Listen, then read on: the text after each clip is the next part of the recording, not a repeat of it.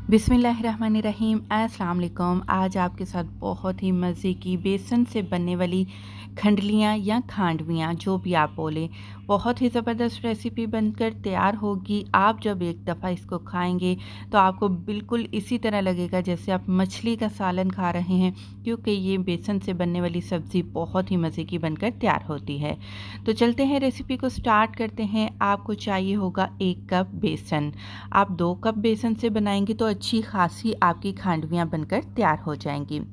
इसमें हम 1 छोटा चम्मच लेवल करके नमक का शामिल करेंगे और आधा छोटा चम्मच लाल मिर्च का पाउडर आपने डाल देना है। हल्दी आधा छोटा चम्मच डाल दिया है मैंने, और भुना कुटा ज़ीरा भी आधा छोटा चम्मच डाल दिया है। धनिया पाउडर 1 छोटा चम्मच आप इस्तेमाल करेंगे। इसके बाद अदरक लहसुन का पेस्ट मैंने आधा छोटा चम्मच डाल दिया है। साथ ही 2 खाने के चम्मच बारीक कटा हुआ हरा धनिया शामिल करेंगे, और खुशबू और तीखेपन के लिए हम इसमें 2 से 3 बारीक कटी हुई हरी मिर्चें शामिल कर देंगे। इसके बाद आपने पानी शामिल करना है। पानी बहुत ही आसान तरीका है। जितना आपने बेसन लेना है, यानी कि मैंने यहाँ पर 1 कप अगर बेसन लिया है तो 1.5 कप मैं इसमें पानी शामिल करूँगी, और अगर आप 2 कप बेसन ले रहे हैं तो आपने 3 कप पानी शामिल कर देना है। और थोड़ा थोड़ा पानी करके मिक्स करते जाएंगे ताकि जो बेसन है वो अच्छे से पानी में घुल जाए, मिक्स हो जाए, इसकी गुठलियाँ ना बने, आपको मुश्किल ना हो। अब आपने इसको फ्राई पैन में इस लिक्विड को शामिल कर देना है और आपने फ्लेम को ऑन कर लेना है। मीडियम फ्लेम पर रखते हुए आपने लगातार चम्मच को हिलाते जाना है, क्योंकि बेसन बहुत जल्दी पानी के साथ गाढ़ा होना शुरू हो जाएगा। कुछ इस तरीके से तो आपने चम्मच को नहीं छोड़ना, बस चम्मच को लगातार हिलाते हुए आपने बेसन को सेट कर लेना है। जब बेसन आपका पैन छोड़ने लगे तो आपने फ़ौरन इसको एक डिश में निकाल लेना है, लेकिन डिश को आपने ग्रीस करके पहले से ही रख लेना है, क्योंकि ये काम हमने बहुत जल्दी करना होता है तो आपको मुश्किल ना हो। तो इस बेसन को आपने ग्रीस लगी हुई डिश के ऊपर अच्छे से सेट कर लेना है। इसको आप फ्रिज में रख दीजिएगा। अच्छा जी, अब आपने ग्रेवी तैयार करनी है। ग्रेवी तैयार करने के लिए आपने क्या करना है कि यहाँ पर आधा कप तेल लेना है, 1 खाने का चम्मच अदरक और लहसुन का पेस्ट इसमें शामिल कर देना है। इसके बाद आपने क्या करना है, 2 आपने टमाटर लेने हैं। टमाटर को भी बारीक काट कर इसमें डाल दीजिएगा। हल्का सा आपने मिक्स करना है। इसके बाद मसाले शामिल करेंगे, जो कि मसाले हैं यहाँ पर 1 छोटा चम्मच नमक का, आधा छोटा चम्मच या फिर अपनी मर्ज़ी के मुताबिक आप लाल मिर्च पाउडर डालिएगा। हल्दी पाउडर है आधा छोटा चम्मच।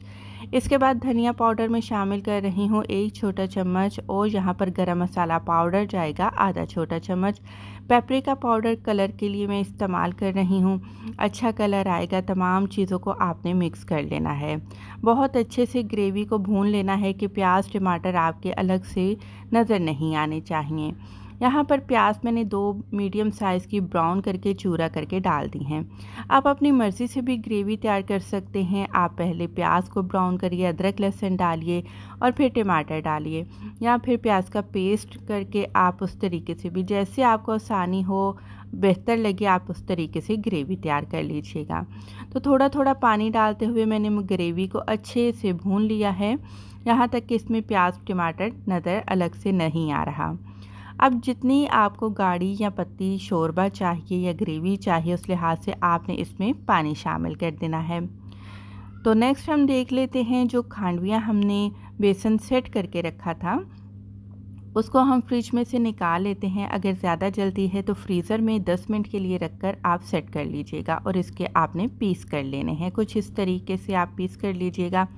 बड़ी ही आसानी के साथ ये प्लेट से अलग हो जाएंगी, और ये देखिए कितनी परफेक्ट हमारी ये खांडवियाँ बनकर तैयार हुई हैं।